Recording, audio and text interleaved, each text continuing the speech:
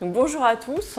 Aujourd'hui, on est réunis avec le docteur Patrick Serrogue, qui est médecin nutritionniste et conseiller scientifique de la Fondation Nestlé France, pour parler avec vous d'alimentation et travail à horaire décalé.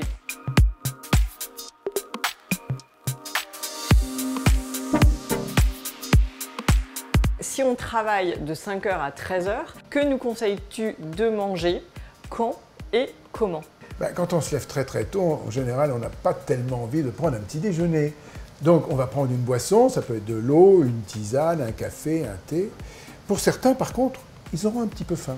Alors ils peuvent prendre un petit morceau de pain avec un peu de beurre et de confiture.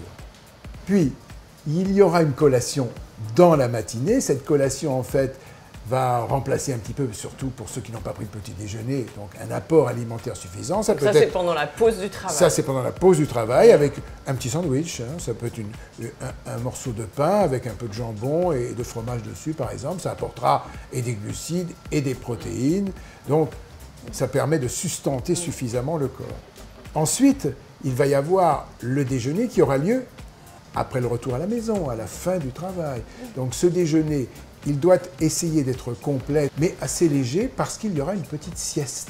D'accord. Et alors, après la sieste, est-ce qu'on goûte? Alors, on ne va pas goûter. Pourquoi?